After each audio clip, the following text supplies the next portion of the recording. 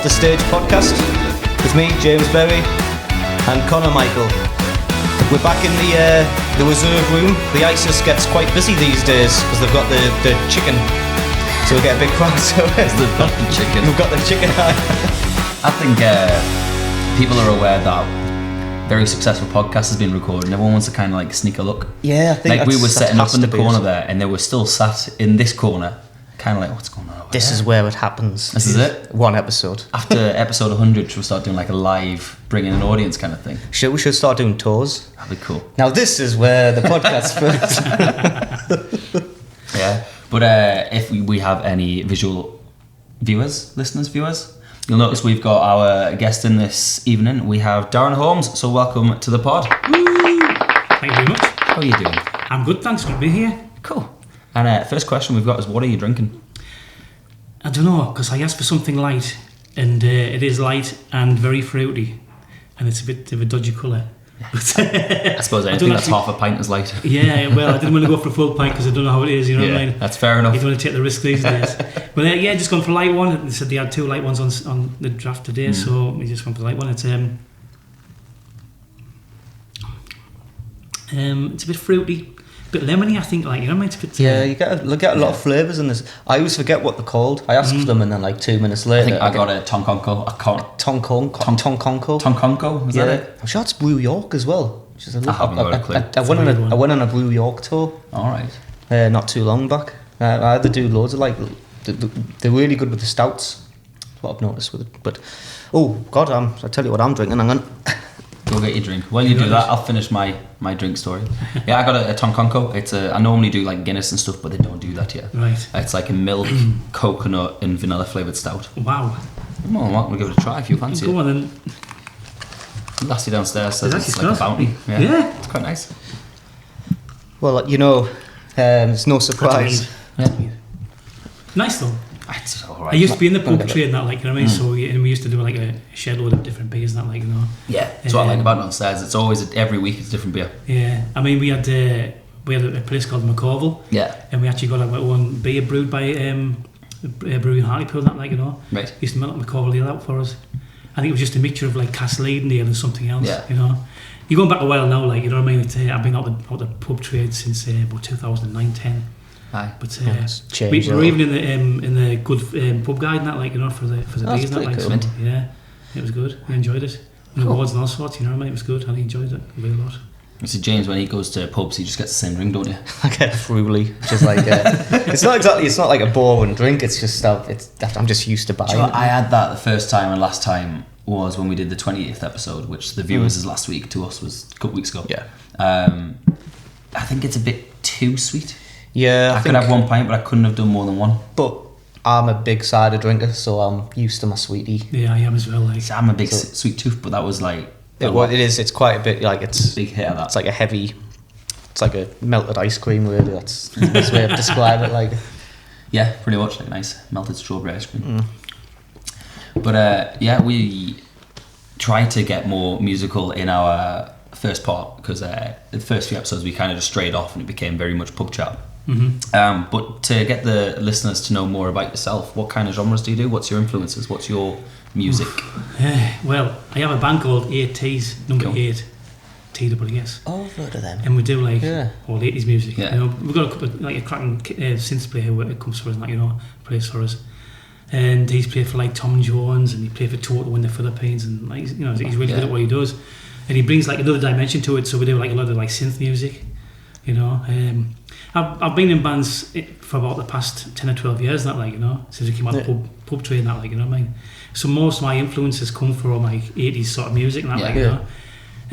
I've only been releasing my own music for about the past since 3 years, so since about 2019. Yeah. 2000, yeah, most of it. And the first thing I ever did was in 2019, but it had been sitting in the grey matter for like years. It's getting the kind of like going from like, oh, I've got this idea, and then going to actually release it, and it's different aspect. And it's like, well, the way it came around was a bit weird because I used to work for Asda, believe it or not, and it was classed as Walmart, you know, as well. Yeah. And Walmart a few years ago were doing these shareholder meetings in the States, where basically they used to get like big names in, like Will Smith, you know what I mean, and like big artists and all, like, to go in there and like do gigs. And they thought themselves, hang on, we must have like a pool of talent within the company. Why don't we put it out of the company and see if we can get any talent to come and actually play for us, not like, you know. And so the first year I ever heard about it, I did Dakota by the Stereophonics and sent them that. And I basically ended up in the top 5. But it actually, they chose like the top 3 to go to America. You know what I mean?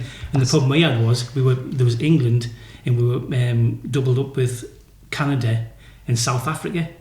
You know, that's a bit weird and that. Yeah, I was going to say, that is a bit weird. Yeah, and there was a whole band from South Africa actually got the chance to go and perform over there. Yeah. So by the time the second time came out to do it, I got my game a little bit, and like I say, I've been sitting on this song for like years called September Sun, and I've written probably in my early 20s, like, you know, but never put it down there like that. And I have a friend who has a recording studio in Hartlepool, and I went to see him at Alan Bainbridge at their STEM studio, and I said, how do you feel about putting the song together for us, and explain what the crack was.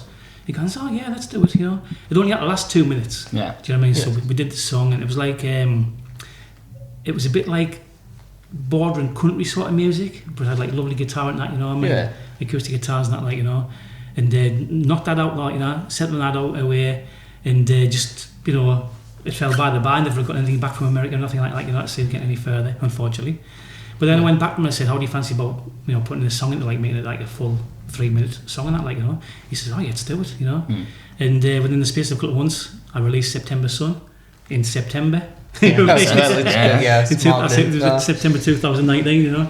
And did really well, and it's still knocking out a few streams for us now, you know. Yeah. And then of course, like, after we did that, I thought, you know, I quite enjoyed doing that, you know. So I got a bit of a buzz for it, that, you know. Yeah. And then I think the second one that I ever knocked out was a song called Into the Light. And what happened there was it was about depression, that sort of thing, but it wasn't like a depressive song. And there's a girl I knew who actually committed suicide, and she was a really lovely girl, and that, like, you know, really, she's all like bouncy and how are you, man, and all right. And you never ever would have thought she would have taken her own life. So I released that, and it was like sort of like for her, you know. And that was like sales called Into the Light. And then like say there's been other songs after that, you know, we just like progressed. And of course the part of the problem, like with most artists, being when COVID hit. Yeah. You know what I mean? Everybody's like couldn't go to studios and couldn't do gigs. Yeah. You know, so one of the things I decided to do, I started like putting a load of playlists together, you know, for like on Spotify and that sort of thing. And started saying to other artists, do you want to come and join my playlist? That, like, you know. And, I think I was part of a few of them. Yeah. I had, to be honest with you, I had people from all over the Northeast. I mainly concentrated on the Northeast at first, you know, because like, you know, the area I grew up in. But then I started reaching further afield, and I was getting people from all over the world. You know, even now I have like a lot of people who play me playlists from all over the world, other artists, that, like, you know. Yeah. And they're all involved in like in playing each other's music, supporting each other as much as they can. You know what I mean? I love doing it. You know what I mean? I have people, like I say, mainly in the Northeast, but there's about 4 or 5 people in Australia. You know what I mean? You know. But what I've found is that the quality of music in the Northeast is fantastic. It's amazing. We've noticed that. That's why. But I didn't, to be honest, when we first started doing this, I wasn't sure what to actually expect. I knew a lot of musicians who obviously around the pub circuit played like the cover songs, like cover songs. They hadn't really dived in too much to the original scene. Just blown away by it, especially the young'uns. Yeah. I think we knew like a handful of original musicians. Yeah. But since then, like, we've had loads of podcasts where like James doesn't know who's on, or I don't know the person, but you get to know them, and it's like, that's actually pretty cool. And then I don't do a lot of my own research. So when I hear their songs for the first time, it's when they do the live thing at the end, which I let you do at the end of the sure. And I'm like, that's really good. Like, we had a band called The Priders, came in here episode 18. Yeah, a few weeks ago. Yeah. I think I saw them actually. I think I watched your podcast. Yeah, and like they were a really good group of lads, and like the song at the end was really good. And I've now got a headline gig at Little Buildings in January, and they're one of the support bands. So it's like, right, I need you guys to come on to this, and like, so stuff. It's been quite good to like get to know different bands, different acts and stuff. I mean, one of the things I like trying to like concentrate on was community. You know what I mean? Keep like within the artists and helping each other out and all that. You know what I mean? You do get artists who come along and, you know, they'll put songs on the playlist and all that, you know, and then that's the last you see them. Do you know what I mean? But, you know, if they're not going to take part in it, yeah, man. But I mean, and as well as that, there's people's lives. You know what I mean? People have like other things going on in their lives. I mean, when I first started doing it, it was like, it just took over my life. You know, I was doing like 24/7, you know, and but like I say, I've had to like sit back a little bit and just like I let the streams take care of themselves. If anybody wants to join them, I have a Facebook page called the Art Support Network as well, and we're doing like lots of things like pre-saves and that sort of thing. There's a lad put a thing on there today, like it's like a questionnaire. And he's basically saying, I need some feedback on these songs. Can somebody give us some feedback? And I'm like, you know, so he's put a questionnaire out there, and I'll just give it to the group and see what happens, you know. That's good. What page is that one? It's called Art Support Network. I'll have to join that one. Yeah, just get yourself on. That's why I like this. Yeah, that's why I like this podcast, because I learn things every day, and that sounds like a really good idea. Yeah. I mean, it's actually, I was concentrating, like I say, mainly on the Northeast, and what I did was I said to people, I said, right, let's create something that's us, you know. So I created this thing called Geordie Invasion. You know what I mean? So basically, I said, if you send an email, we had like lists of like radio stations who would accept original bands and that, like, you know. So I said, right, let's get together. If you email these people, put it under the heading Geordie Invasion. I says, then they're going to know that the music coming from the northeast of England. You know what I mean? And we did that for about 6 months or so, and that, like, you know, and it was really effective in that, like. And there's quite a few people who are still on my streams now, who, even though we don't do the Geordie Invasion bit anymore, but they've now built up a rapport with different radio stations where they're getting like a lot of radio play and that, like, you know. There's one lad I know. I'll not tell you who he is because he'll like he might be upset. But he's getting a sync deal, you know. Yeah. And basically, somebody, I think it was like a producer, was on holiday in Italy on the beach, you know, like enjoying himself and that, you know. And this producer heard one of the songs from the northeast, from this lad in the northeast, and this producer's like, I want that song for my next film. Yeah. And so basically, he had to get in touch with the radio station, went all around the doors to try and find out who this lad was. You know, eventually they found him, that, like, you know, and they've given him a sync deal and that, like, you know, on one of his songs. No, brilliant. And it said it might be like, you know, a few years before the film gets produced. When it does come out, he'll be well looked after, that, like, you know. He actually owns the royalties for the song as well, that, like, you know, as well as being paid for that. That's even better. So yeah, definitely. That's a good deal. But like I say, there's lots of things going on, that, like, you know, lots of people you come in contact with, and it's like this.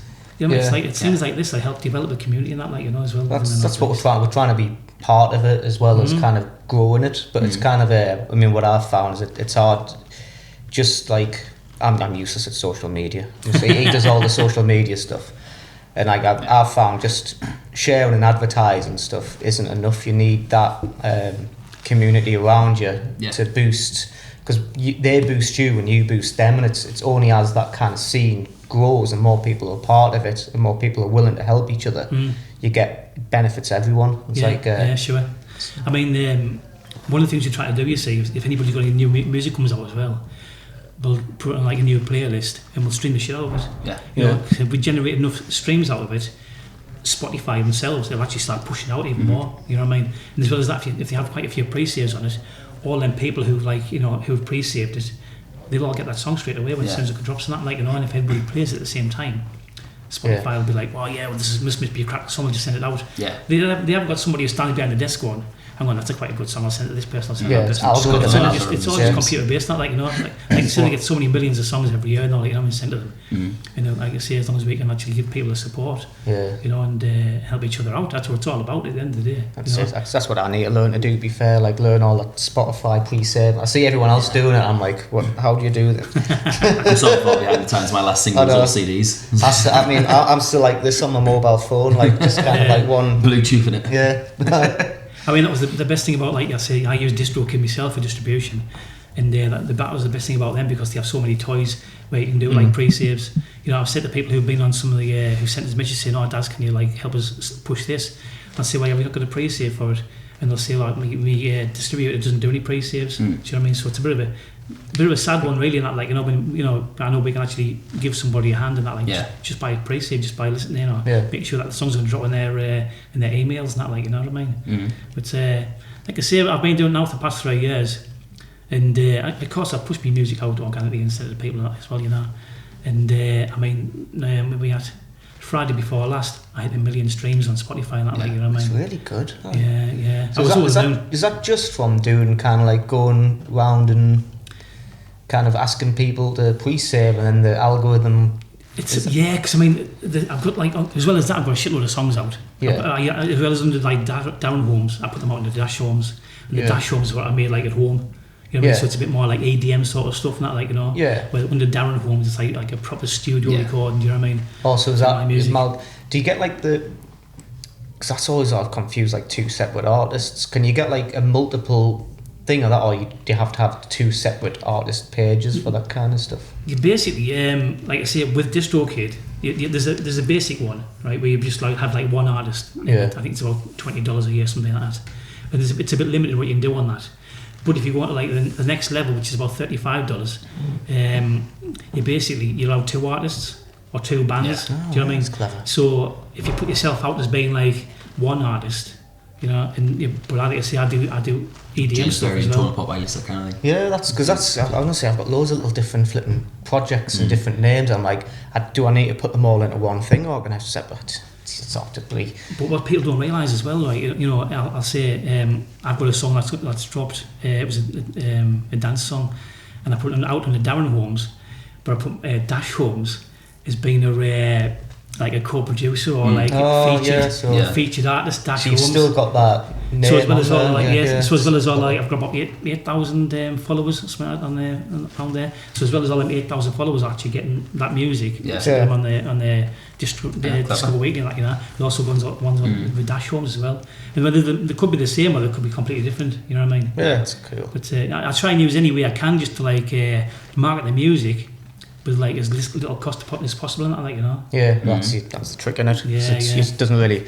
It's not as if like streams pay much these days. Well, exactly. Do you know what I mean? Well, at the end of the day, like, see, I mean, I have like Apple Music as well. We have a few playlists on there. Yeah. I used to have Tidal, because Tidal, they were saying, oh yeah, Tidal's the next big thing for like artists and that, like, you know.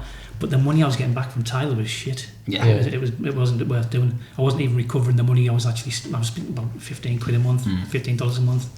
And I wasn't even getting that back out of the stream and that, like, you know, so I thought, no, shy with it. Yeah. I got rid of it. And as well as that, I mean, it seemed the Tidal changed hands a couple of years ago, and it's took like whoever now the owner is, it's took them so long to actually get caught up. You know what I mean? Like I said, there's different platforms you can get your really music on that. Yeah. So obviously you've done like a lot of recordings and stuff over the lockdowns. Do you do original live shows?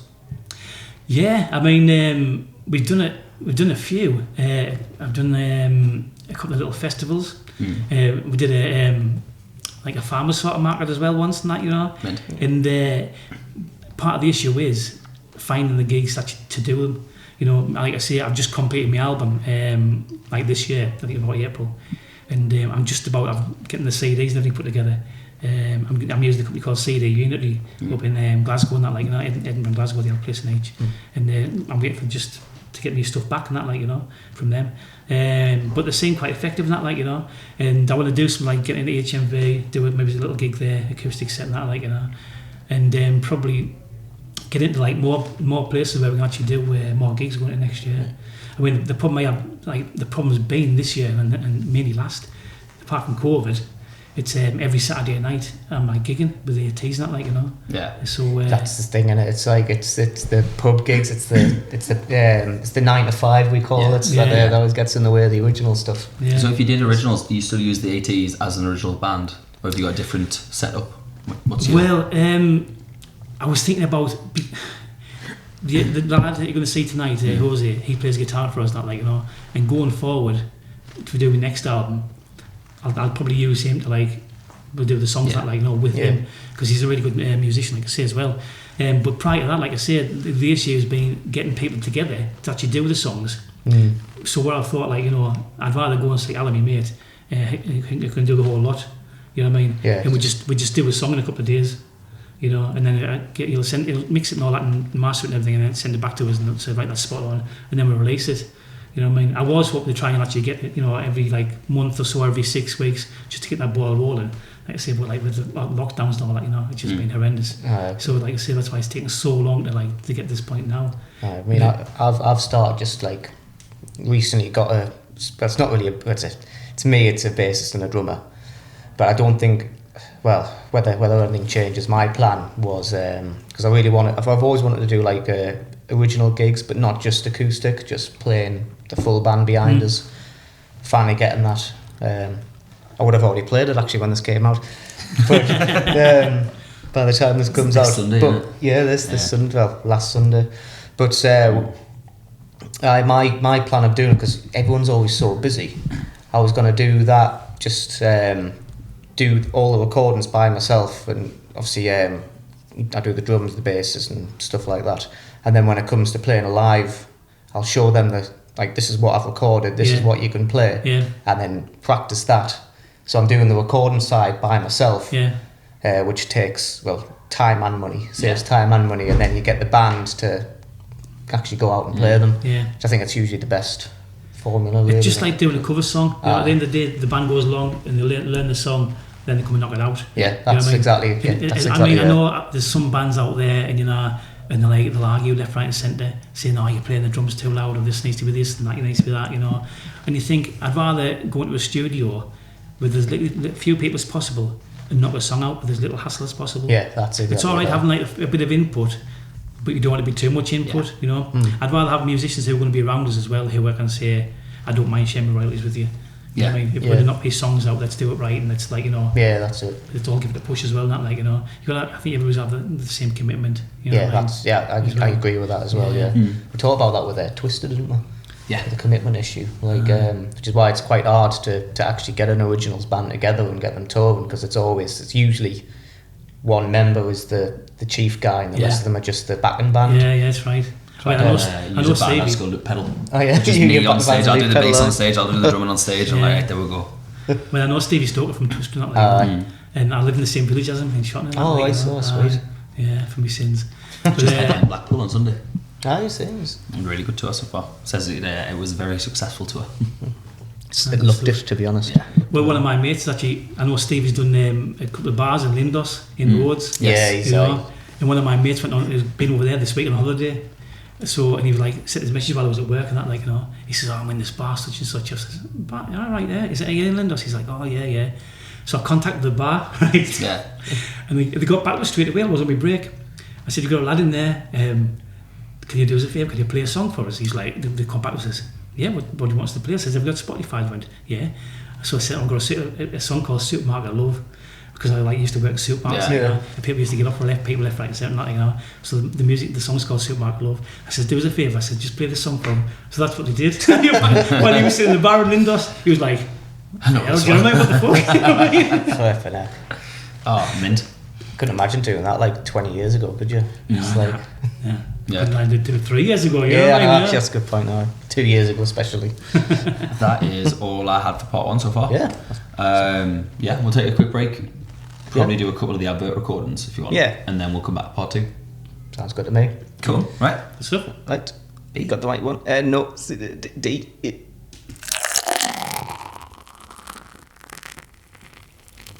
What's happening, guys? Connor here. Just to let you guys know, I am headlining Little Buildings on the 28th of January. I have support from two guests you've seen on the show already, Josh Hennigan and the Priters. Tickets are only £5 each. They're probably going to be a sellout, and hopefully it becomes my first sellout gig that I've done. I come very close before at Surf Cafe and I was one ticket off. So yeah, if you want to get tickets to this, you can go on my Instagram, on the bio, the link trees. It's all got the ticket links. I pretty much post it all the time on social media anyway. I'm sure we'll post it on the Off the Stage podcast social somewhere as well. But yeah, if you can get yourself a ticket, buy them for your friends, Christmas presents, it's all coming around the corner. The quicker we sell them out, the quicker I can announce the next project that is happening in March. So yeah, I'll leave that cliffhanger there. Enjoy the rest of the pod.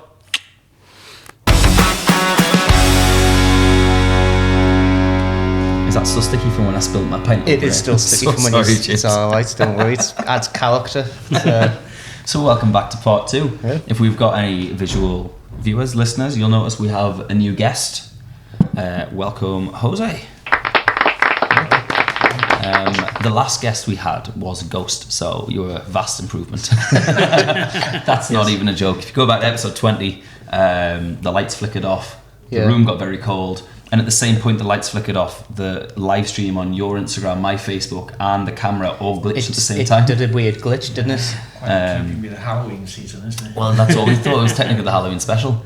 And this pub is meant to be known to be one of the haunted ones in Sunderland, so it's quite nice. Yeah. I thought I had a ghost encounter today before. Ooh. So I was closing the kids' bedroom door on the way out, and it was just me in the house. And as I closed the door, I turned, and the bathroom door just started. I was like, I'm just gonna leave. I'll go to the podcast. Let's get this done. So yeah, part 2. It's more kind of like. It used to be like Would You Rathers and Shag Marry Avoids, but we've toned that down a bit. Yeah. Before you get too into it, I used to have a pub that was haunted. Yeah. Oh, Yeah. right. Yeah. Okay. We had the McCorville in Elwick, Yeah. and the pub, but the village of Elwick is like 1,000 years old. Mm. And after we'd been there a couple of years, we got like know people really well. And there was one Halloween we said, "Come and tell us your ghost stories of the village," not like Yeah. and we'll do a ghost tour. You know what I mean? And one particular night, the first night we did it, there was 60 people turned up to do the ghost tour. Mm. No way. And we had like loads of stories, and that, like, one of the stories was like there's like stables out the back, Yeah. and when they're being building the stables or like making the bricks for the stables, they used to employ children to make the bricks, and there's actually an imprint of like children's fingers in the bricks. Yeah. They're supposed to be the fault at some point, and like the kids are being killed. Wow. So the story goes that there was like still like spirit with the kids in these bricks. But the stories that were in the village was like unreal. One of the stories went back to where there's a cottage called B Cottage, and seemingly like years ago there'd been an old lady that used to live there, and she was like an apothecary, which basically used to like make potions, like a witch, you know. And seemingly this gentleman had asked her to do like a love potion for him, and of course it didn't work, or it like caused him more problems than enough. So then he accused her of being a witch, and basically she was tried as a witch, you know. Jesus. And she ended up being basically put in one of those like cages. Yeah. There's between the villages of like Dalton, Pacey, and Elwick, there's some crossroads. And seemingly she'd been like hung at these crossroads, you know, for like she'd like stayed in this cage for like a long time. And then she was buried as a witch on unconsecrated ground at the back of Hart Church. And but like when we started doing this like walk around and like, you know, and everybody in the village was adding to the stories, you know. We knew like lots of little bits and pieces, like, you know, but everybody, as we were going around the whole village, there was more and more people adding to the stories. But the best one, right, was we basically started off at the pub, of course, and we ended up back at the pub, and we had like everybody in this room at the back of this, like, at the stables. It was a coal house for us, you know, but it was like massive. You were getting like a couple of transivans in there. It was like big, and I was dressed as a monk. And I went in the back of there and I stood there with this like one candle. And of course, there's all these people just piled into it, right? And with the door shut, so the whole place was completely dark with this one candle at the front of me. And basically, the story goes that there was a man who was actually in love with a lady who ran the pub. And he came back to the pub one night and found out she'd ran off with somebody else. So in his despair, he went into the stable, got on his horse, put a noose over the rafters, put the noose around his neck, give the horse a kick. Of course, the horse ran off. And just left him there. And then just left him hanging, right? And I said to him, if you listen very, very carefully, sometimes you can still hear him crying. And these people are like, what the fuck's going to happen here? And I went, "Ah!" like that. It scared the shit out of them. Do you know what I mean? And they all just like piled out of the stables, petrified and that, like, you know. But the daft thing was about maybe it was a year or two later, right? We had this American girl came from America, of course, but she'd been staying with the family in Dalton Pacey, and they'd come one time for dinner, and she was actually telling the family this story. You know what I mean? She'd heard about the story in America about the pub and that, like, you know, and she couldn't believe she was in the pub and that, like, and she was telling this family about this story. Well, I was standing behind this post, like pissing me sides, laughing at, like, you know what I mean, because I'm with the story up. You know what I mean? And I had to put that right, you know what I mean? I had to, like, oh, well, you know, that didn't happen like this, like that, you know. But I'm with the story, unfortunately, you know what I mean? So I have to hold my hands up for that one. But if you do ever go to Elwick and you hear ghost stories, that is the only one that is not true, you know. But yeah, it was really everything good, else. like, you know. Yeah, it was everything else is spot on, you know what I mean? But so that's my ghost story on the night. We'll have to get you on for the next Halloween special. We will, We'll yeah. have to go to that pub. I can tell you another one if you want. Next Have you got time? Next time. It's more Santa Claus stories, isn't it? Yeah. From now to past Halloween. But I've got what 3 things would you want to do before you die in the music world? Bearing in mind that I only decided to do what I'm doing within the past 3 years, really, release my own music and that, like, you know. So that was like one of my bucket lists, you could say. Like Sam Fender, I'd love to play like, you know, Newcastle Stadium, something like, you know, St James's Park, whatever, or even like, you know, like a massive venue. Yeah. You know? I mean, this summer we did Dinky Dub Fest, but again that was with ATs, and I think there was a few thousand people there, you know, and we really enjoyed doing that. Yeah, and just to like push my own music out there and do my own songs, like, you know, it'd be a really good thing to get around to. I mean, what else? That's got to be two. It's like because now you have this, you say this, and then it's like cemented, isn't it? So it's like. I mean, one of the things I would never really thought about was releasing a CD. Yeah. You know, and I'm like I say, I'm in the process of doing that now. I'm a great believer in like do things. Do you know what I mean? Because life is too short. That's true. You know what I mean? True, and if you're ever out there, the worst thing for a musician is procrastination. Yeah. Do you know what I mean? You just got to keep pushing. Yes, I know I'll do that tomorrow. Yeah. I'll do that tomorrow. Yeah. I'm really guilty of it myself. I'm totally guilty. Do you know what I mean? And you think, I'm like a couple of years down the line, I should have done this last year. You know, the worst thing is for me, part of the reason I actually don't only release music now, I do music now, is because I wasn't with the right person in my early years. You know what I mean? In my 20s, I probably could have gone out and done the same sort of thing, you know what I mean? Sung and danced and everything like, you know. But the girl I was with was like, didn't want us to like get outside my bubble. Yeah. Do you know what I mean? She was quite happy just to have a nice house, a nice home, you know what I mean, nice cars and, you know, family, what have you. And she never wanted to actually expand, like do anything with her life. Yeah. And to this day, she's still living in the same house, still living that life. Yeah. But for me, I want to like do other things, you know what I mean? I want to like get out and, you know, do things like you say before you die. Yeah. You know what I mean? And like I say, my bucket list was to do somewhere like St James's Park or like, you know, Stadium of Light or any big stadium. Do a massive gig somewhere, you know what I mean? So you can get the crowd going. I would love to see the crowd sing one of your own songs, not like, you know? Yeah. And I've got some cracking songs coming up this next year that are like where the crowd will get along with it. You know what I mean? It's got a few oars and that, like, you know what I mean? So you can, I can see the crowd actually go, whoa, a bit like Sam Fenders did that, like, you know. And then, like I say, and then there's a CD I'm going to release, which will be in the next few weeks, really. Mint. All right.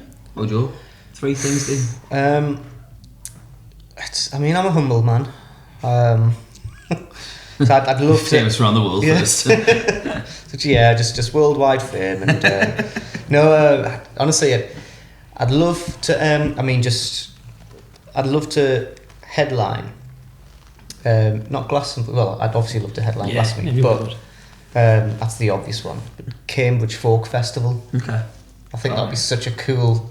Because have you ever contacted them, like just as I've never contacted them before in my life. I know. You might get that opening spot. I need to release the songs first. But that's my next. I'm 8 years between my first release, and like that's the procrastination you're talking about here. Yeah. But life is too short. You got to get out and do it. Honestly, I've kicked myself up the arse a lot, especially after like since COVID and stuff like that. So I'm trying to get things done here. But either that or Newport Folk Festival. But more Cambridge Folk Festival. I don't know why. Newport Folk Festival because it's famous. Because I'm a huge Dylan fan. Right. So you got famous from like playing Newport. That's like the ultimate kind of folky festival. But I've seen like footage from like BBC. BBC sometimes covers Cambridge Folk. I just love the vibe of it. People aren't like sitting singing the songs and stuff like that, but they're just like chilled out, just sat with like a picnic and just like listening to the accent. It's my kind of it's my kind of vibe.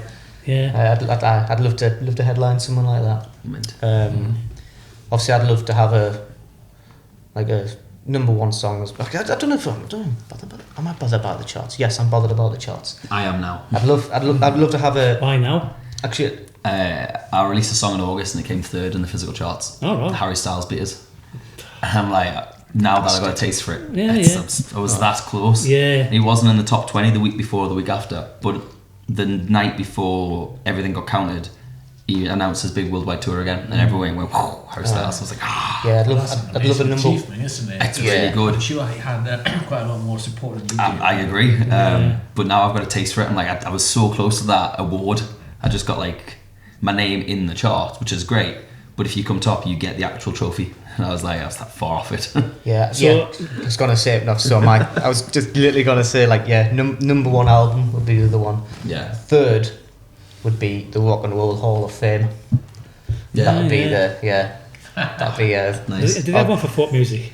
No, that doesn't do. I'd have to just like Start one. Yeah, no, should I? Yeah, I'll yeah. start one, and I'll be the first As one. it in stands, you are the best The rock folk- and roll folk rock band the in folk Fulham. rock Yeah. Hall of Fame. That's there your we Hall go. of Fame.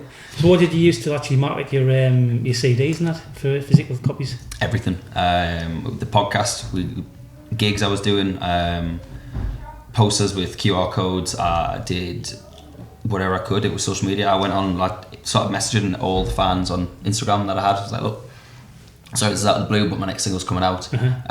It's like $2.99 a CD. If you want the limited edition version, we're pushing for the physical charts. Hopefully we get like top 10 kind of thing.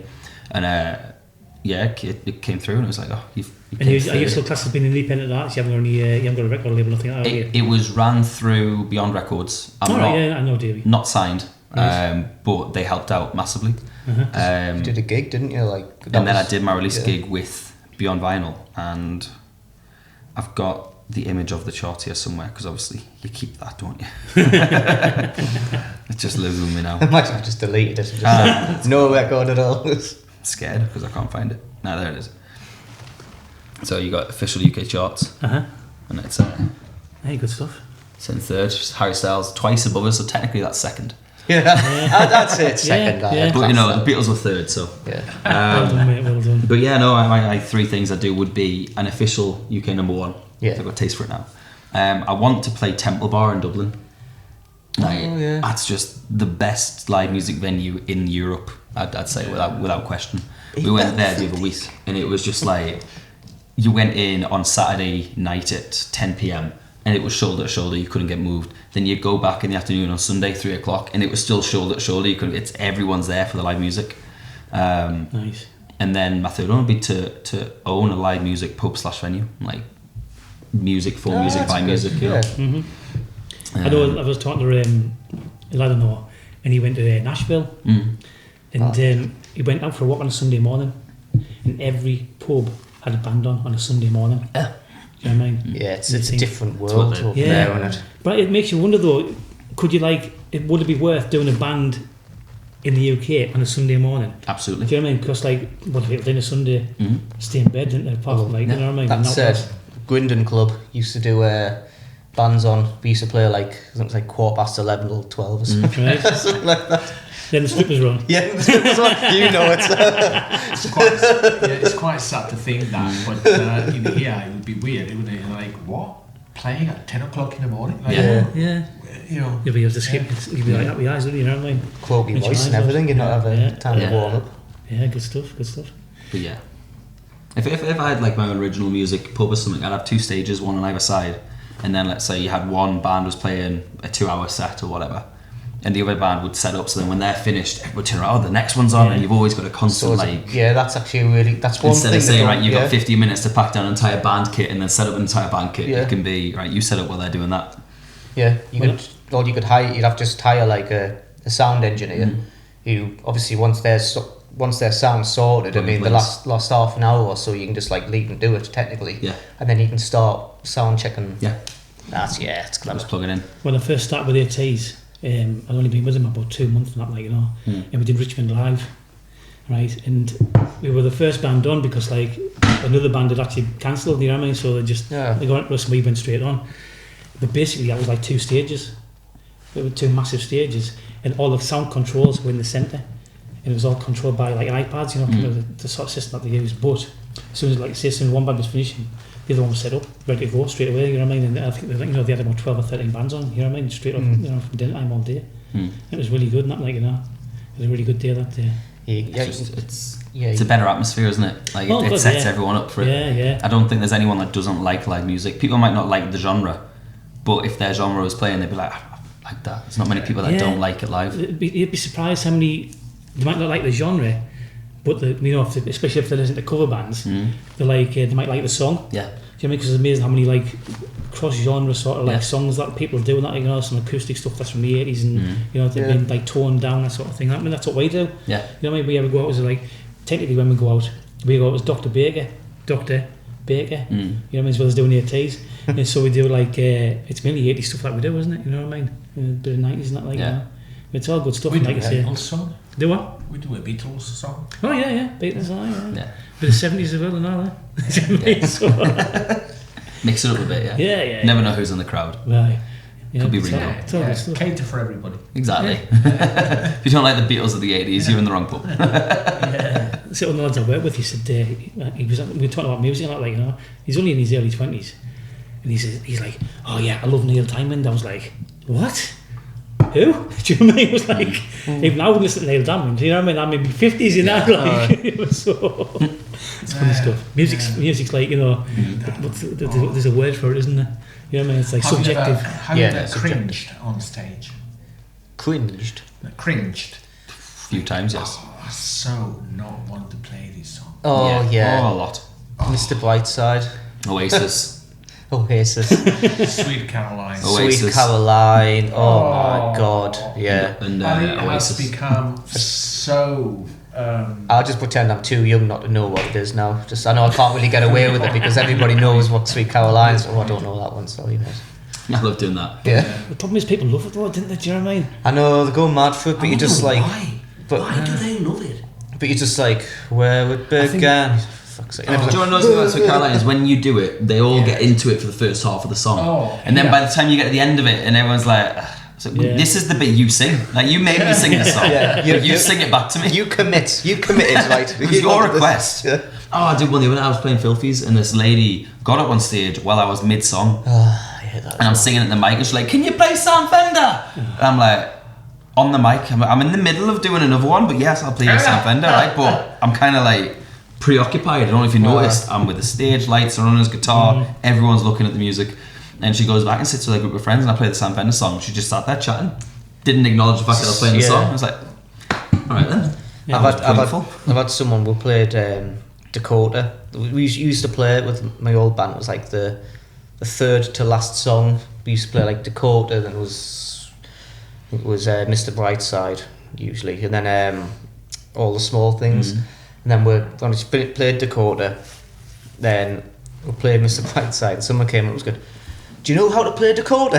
I was just like, how long have you been in the pub? Just like, maybe they were just being like really cocky and like, you did it wrong. Do you know how to play Dakota? Actually, because that wasn't the right key. It must have been. It was like, yeah. They were like, you missed a note there because you obviously don't know how to play it. But my next one I got kind of ties back to the UK number one, which I didn't plan that to happen, but you know, segue. Yeah, of course. Would you rather Would you rather? get an official UK number one and then retire from music? You're done. You've names and lights. Everybody knows who you are. Done. Or never ever chart. You know, you make the top 100, but you'll always be able to sell half the capacity of a venue you play. Nothing more, nothing less. Always half. I think the second one's more achievable. Yeah, It is. Yes.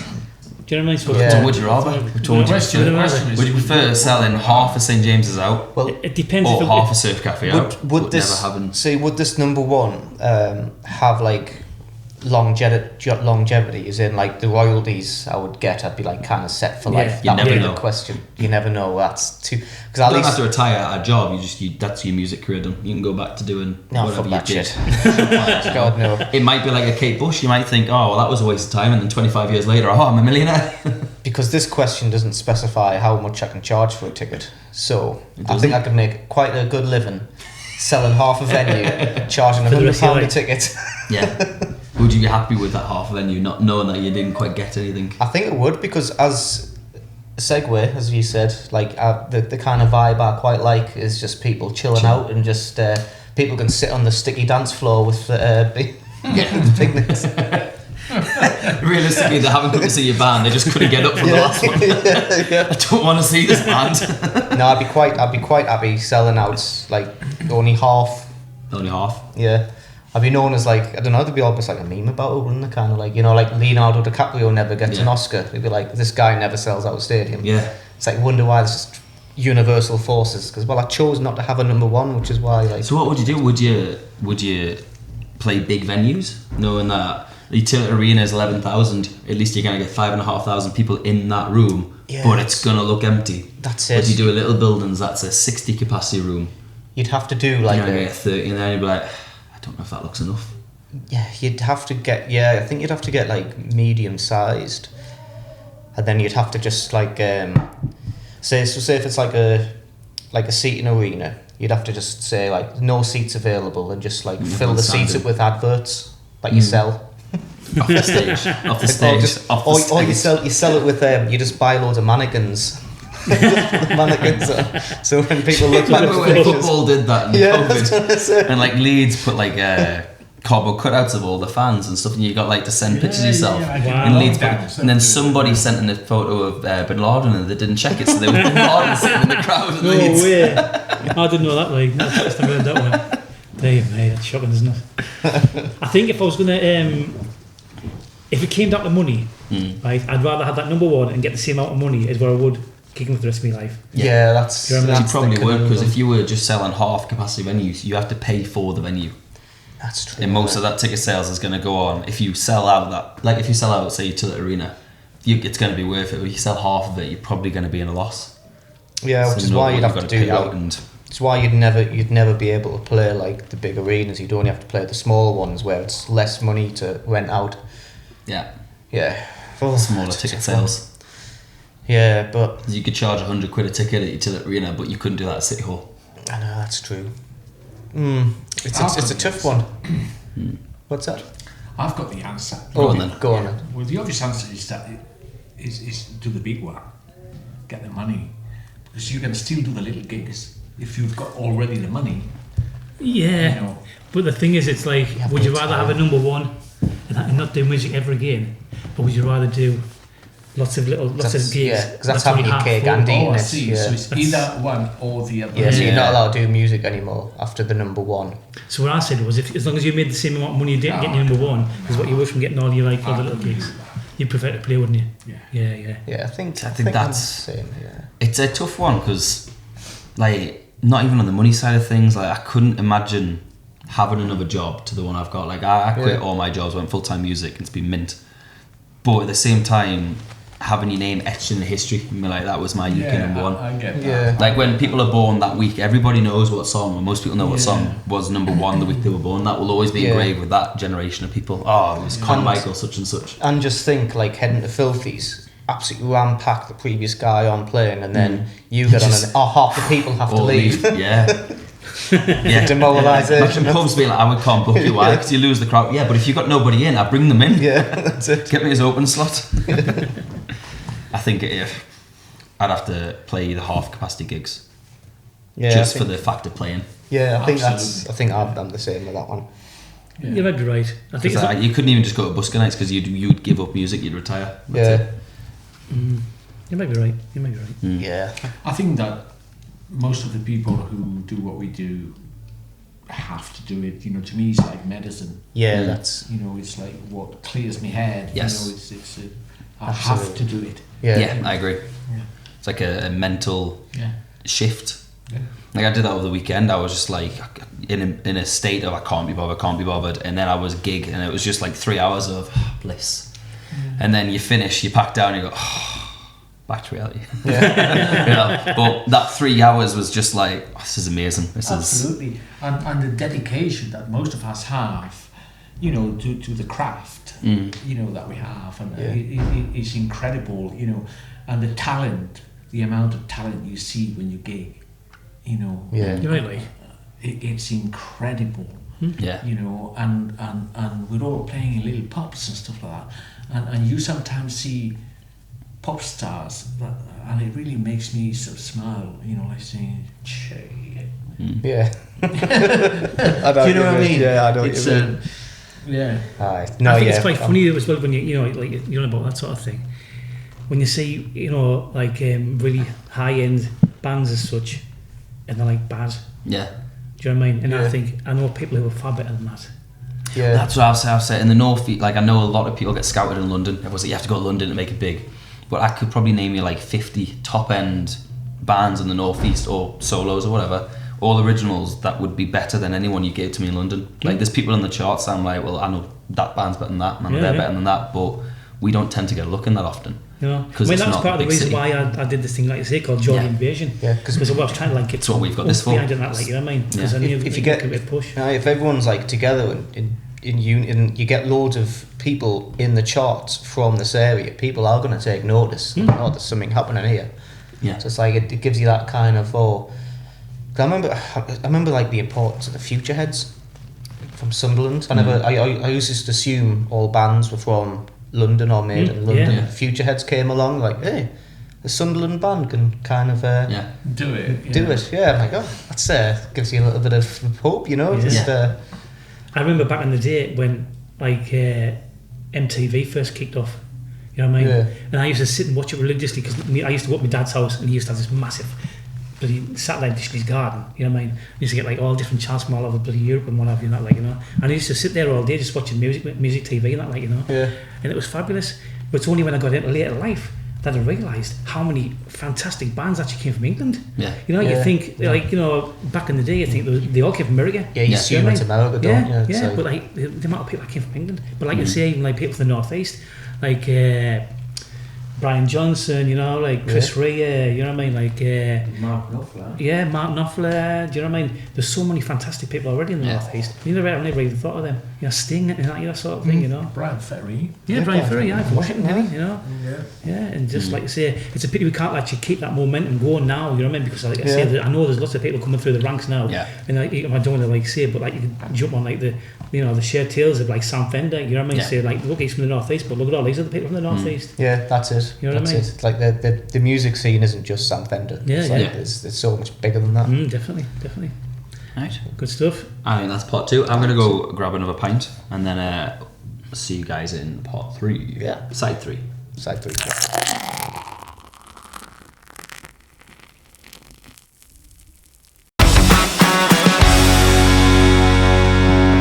Figured out B is for we're back, C is clap, D is the drink sound. God, There you know go. what? I didn't even know that, and I've just done it subconsciously. Well, there you go. And A is just, you know, it's the first one you press in it. First that. A is for hello there.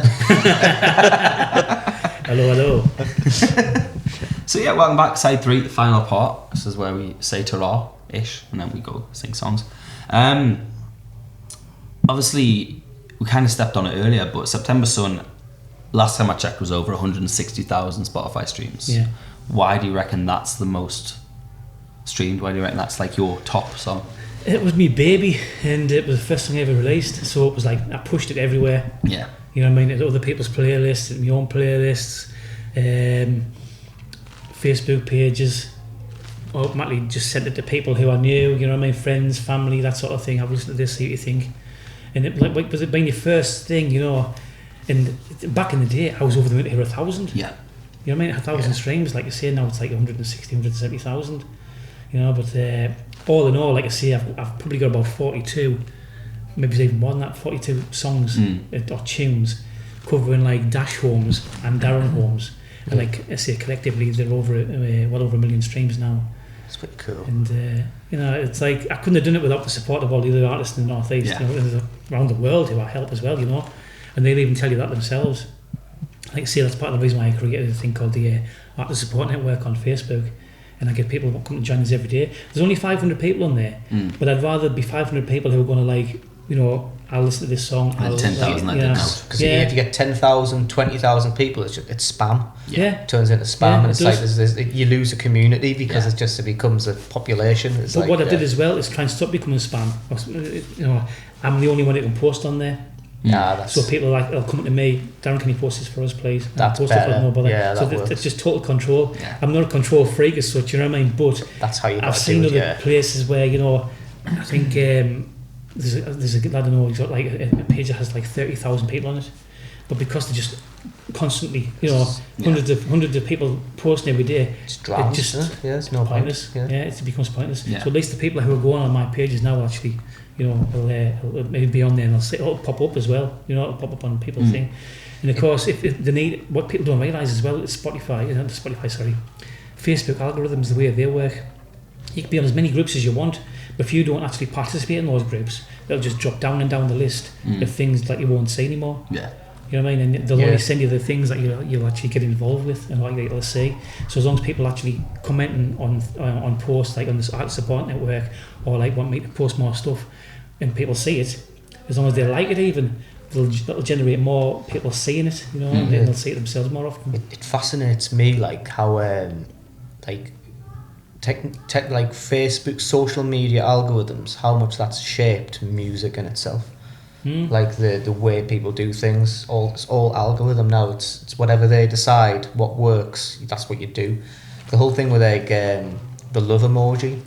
I've heard if you rather than just like something. If you love emoji everything, you'll find people will see your stuff a lot more if you love emoji. I've heard that. I hate liking things because I'm like, it sounds like, you know when people put thumbs up, Scott does that in every group chat. Thumbs up. Fuck off, Scott. Yeah. I'm gonna snap that just kind of out of context.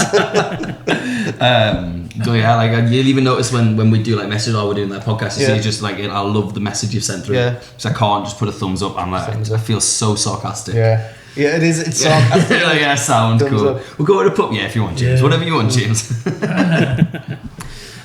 Obviously, you've only been doing like the original recordings for like 3 years, but you got quite a big following stream from it. If anybody was starting out and like, I'm going to do my first single this week, I'm going to plan to release it, what advice would you hand out to them? Don't release. Have a few songs behind you before you go to actually release any music. So you can release another one, say like 6 weeks down the line, a month down the line, just so you can keep that ball rolling, and people will see it. And again, it'll come back to your social media, where you actually keep people like seeing your stuff. You know what I mean? And as long as you keep ahead of it a little bit, you'll try and like get that snowball going, and people might actually start looking at your music. You know. But as well as that, don't put, if you're going to do it for the first time, don't put out your best song. Yeah. Because like Spotify, if you see you put out, I've got this fantastic song, I'm going to put it out, it'll go millions like that. And you put it on Spotify, and Spotify's going, hang on a minute, right, who do you sound like? Who can I send this to? Where am I going to post it? You have no followers. What am I going to do with this? And Spotify just goes, I'm not going to do anything with it. Yeah. It's just going to sit there. That's clever, yeah. Do you know what I mean? And then by the time you're getting your second release, hopefully, there's a few people looked at your first one. So when your second release comes along, the chances are they're going to see that second release on like their Discovery Weekly or New Music Friday, that sort of thing. And so it's all about building up that snowball. But like I would certainly say to a new artist, don't put your best song or what you class as your best song out as being your first. I mean, I know a lad as well, something you've got to be careful of. He put I thought he was fantastic, right? Done this great song, paid the producers like £2,000 to do it, right? Wow. Got his eyes taken out and put it out under the name Jonathan. Like, bearing in mind, everyone's called Jonathan. There's fucking millions of Jonathans. Yeah. He couldn't even find his own song on Spotify. Yeah. Do you know what I mean? Ouch. That's how bad it was. You know, I hope you're not watching, Jonathan, but like, you know, for next time. Yeah. And I know the people who actually produced it from that, you know, and they basically there was like two lads from the northeast who produced a song for him, and they'd gone up the ladder of success, you know, like on the old Simon Cowell programs, shall we say, and they produced a song for him, charged him a fortune for it, and of course he couldn't do nothing with it. Yeah. So he did actually come to me and says, can I put it on for your playlist? I was like, oh yeah, no problem at all. And of course, put it on for your playlist, and he was streaming it, and there was shitloads of other people streaming it, just to generate some, you know, interest for him. We didn't have anything to follow up with. Do you know what I mean? So after being on there a few months, he just lost a bit of heart. Yeah. Do you know what I mean? And packed in. So I had to take the song down. You know what I mean? Yeah. But it's probably still floating around there somewhere, you know, in the Spotify algorithms and that, like, you know. But certainly, I would say, if anybody's thinking about releasing music, come and see us or give us a shout. Find us on Messenger, find us on Facebook, on Spotify, on Instagram, anything you like. You know what I mean? Get in touch with us, and I'll help you. And don't charge. You know what I mean? There's no charge coming from me. It's just advice. I'll help anybody. I'll help anybody as much as I can. Free advice, and I'll say, especially if you're just going to put music out in the on the platforms that, like, you know, rather than a physical copy. And you know, we'll certainly give you a hand to push your music. No problem at all. You know what I mean? Yeah, that's really good. So, speaking of which, do you have any music due to come out? Do you have any shows you want to promote? Anything that people can come and... We shows. We're actually booked up from now to Christmas with the ATs. Yeah, it's story of my life. Yeah, and it's ATs covers band and that, like, you know, so we don't really get a great deal of time to do my own stuff. But like, I've sat back a little bit on pushing music ready for next year, just so I can either try and pull a band together, or me and Jose will go out and do a few gigs and that, like, you know, ready for next year. We just find our own music and that, like, you know. I'd love to do like HMV, like say in Newcastle, right in the Metro Centre, because I work near the Metro Centre anyway, so it'd be ideal for me just to Well, the guy who does the HMB gigs, he's a regular listener. Massive fan. Yeah, So today he used Flowers on the Bridge for the. I don't know if you follow him on Instagram. Yeah. But on the story, they did my song Flowers on the Bridge for it, and I messaged back going, not the most happiest song you could have put on that, is it? You know. It's while I was walking over the bridge, and ironically, I was listening to the podcast at the same time, and I thought, alright, I'll use that. That makes So sense, innit? he's really enjoying episode 20. Good stuff. Oh, it's okay. I listen to it a lot. When we get these posters sorted out to advertise the podcast, we're hoping to send a few your way, HMV. But I mean, I do have a song that's in production at the minute. It just needs mastering really, and it's called Food and Heat. Cool. And it's all about like, you know, the current economic climate, but it's like it's forced on a girl, like, you know, she's the lyrics are, she said she's in a pocket to find a couple of pennies, or even though she knows she hasn't got any. Do you know what I mean? And it's all focused around that, like, you know, and people like not having any money, and there's a man, like, you know, he works 3 jobs a week just to try and pay his bills, and it's like I say, and the song's called Food and Heat, and I've got like again I used DistroKid, and I have a thing called DistroPic, and it generated this picture of just like a young child, and I thought that's ideal. You know, it's like a black and white picture, and it's like a child that looks about to cry. Yeah. You know, somebody used that as like the code for the song. That, like, you know. Cool. Yeah. Have you ever used? I need to share this actually. You can get these like websites where it's you put in a few keywords and the AI draws a picture for you. That's what this is. Oh, is that what it is? DistroPic, yeah. You've got to be a member of DistroKid, I believe, to use it. You know what I mean? I've seen loads of adverts for your kind of thing you're on about. I did. I typed in off the stage right to see what came up. I'll have to show you the pictures. Honestly, it was the scale really accurate. Right. Yeah. Really? Yeah. Honestly. Oh, wow. Like, is it a picture of me and you? It's like one guy has a cap on. That's like an everything. Maybe we're famous. Like just didn't realise it yet. Oh, do you know what? I felt famous the other night. So I went out for my mum's birthday in Whitley Saturday, and I got recognised 5 times for being in Conor Michael. Really? People are enjoying Home, and like they're recognising us from the band I'm in as well. And I was like, I did a gig in Sunderland a few weeks ago, and I was playing just an acoustic set, and a couple at the end when I finished, like, we really hope you're going to play Home. I was like, I only do it when I've got the loop pedal because it's more like an upbeat kind of song. I was like, I'm back in a couple of weeks. You come by, I'll bring the loop pedal. But I got to the point, I was like, people actually like recognise. I come to see the Conor Michael show. I'm like, asking you to play your song. Like, that's I was like, that's cool. So I'm gonna have to. I'm there on Friday, Granny Annie's. Obviously, the gig will have been and gone, but I have to play Home then. Are you there this Friday? Like last Friday? Yes. I love time travel, man. I was terrible at time travel. Yeah, but I mean, I've had like Old Dog New Tricks come out this year. I did another one. It was called 50. When I hit 50. Yeah. Believe it or not, like, I'm an old bugger really, you know. So, and that was 50 was just full of like EDM tracks that I would knock up at home. But there's one on there called Cake, because I decorate cakes for a living now, and it was like just a bit of fun, you know. And I've got a COVID song out as well. You have to listen. I can't mention it on here because it's like got a few swear words in it, you know what I mean. But I was actually thinking about what I'm going to call my next song, and my next album, and I've come up with a product of love, because I think everything in the world is a product of love. Yeah, you know what I mean? Like there's in like this table. Somebody's actually loved the metal. You know, loved this table to actually make it. Like, you know what I mean? And you know, we're all a product of love. Otherwise, we wouldn't be here. You know what I mean? So, our minds work very differently. Like my first album was called I Don't Hold Grudges, I Write Songs. All right. And my next one was going to be called Conor Michael, Always in the Wrong, Never Incorrect. So we all last those. Yeah. Tells me the other way around, but yes. Hey, good stuff. But like I say, that's where I'd like to say the first song that's going to be on there would be Food and Heat. Yeah. I think that's going to drop probably beginning of December. Cool. I also have a Christmas song that was actually written. There's a lady published a poem who I used to work with. It was just published in a local newspaper, and I'd seen it, you know. And I messaged her and said, "Would you mind if I actually turn this into a song?" She says, "Darren, do what you like." She says, "But as long as you become a millionaire, don't forget where the song came from." Do you know what I mean? I was like, "No problem." And so I got together with another lad who I know, and we put the song together, and that, like, you know, the lyrics and everything. And but by the time I got it back, it just had his lyrics on. I didn't have time to get ready for Christmas to get my own lyrics on it. Yeah. Do you know what I mean? So I put it out under his name. It was like the lad called Tony Tester. And then what we did was, he sent the MP3 anyway.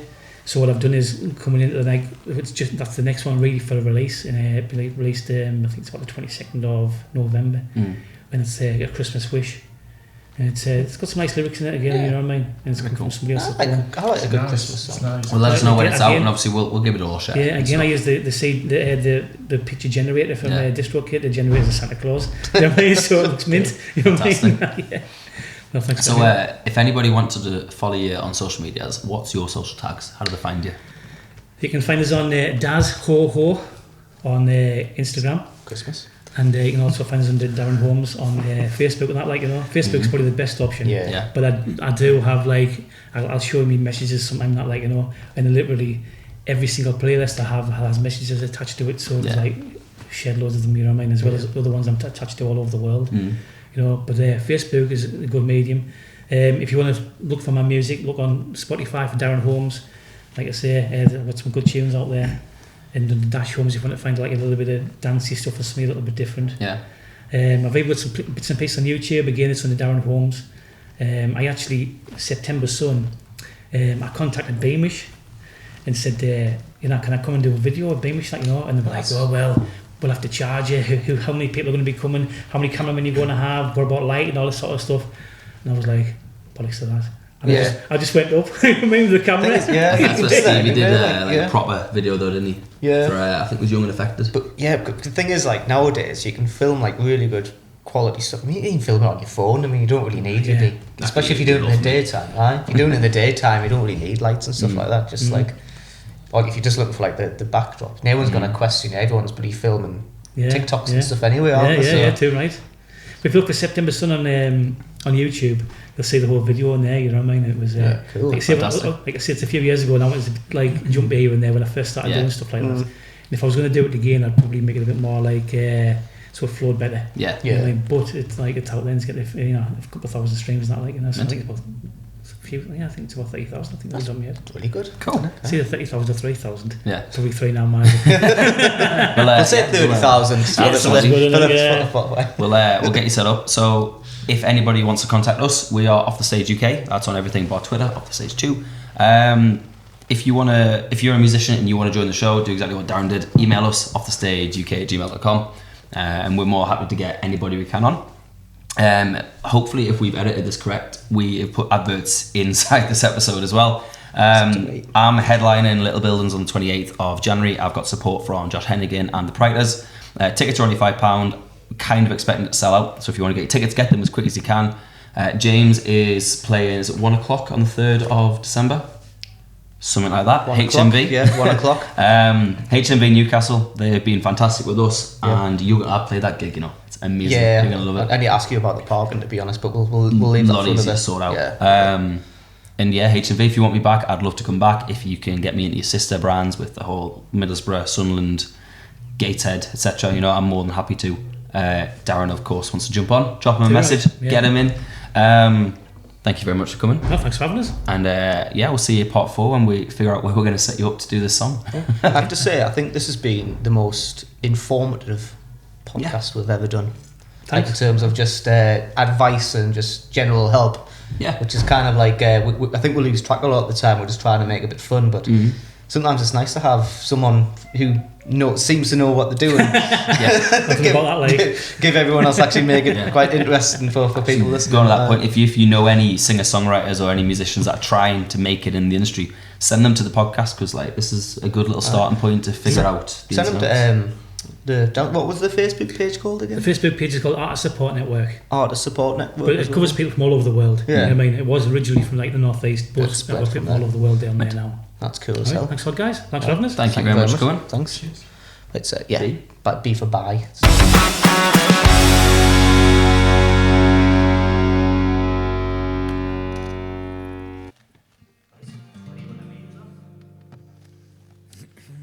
Hello, guys. Welcome to Off the Stage. I'm Darren Holmes, and this is Jose Morales. When we go out anywhere, we go out as Dr. Baker. But we're doing one of my own songs tonight. This is a song called Dream Big, and I wrote this song for my twin daughters about a couple of years ago, and it was just to try and inspire them. This is Dream Big.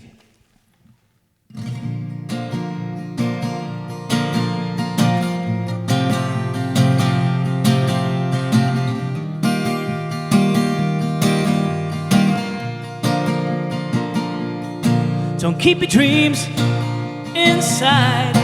Let them out. Let them fly. Let them fly. Don't hide them all away. Or keep them for another day. Another day. Dream big, dream strong, dream fast, and dream along. Dream high in the space, live life, and don't you wait. When the tears are streaming and the air's screaming, they're screaming.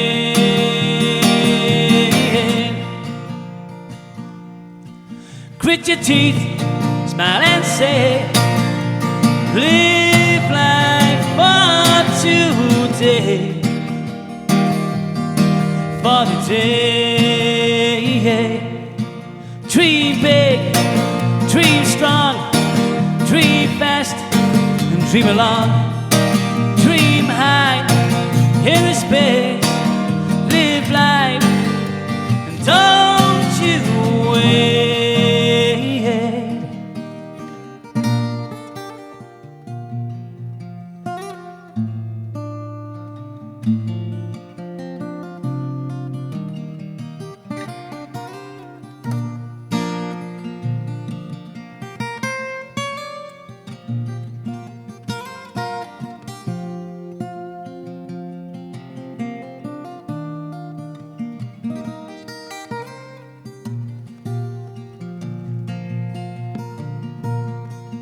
Away, I'll keep them for another day. Another day. Dream big, dream strong, dream fast, and dream along. Dream high in the space, live life, don't wait. Dream big, dream strong, dream fast and dream along. Dream high in a space, live life, don't wait. Thank you very much. Take care. Cheers. Thank you again.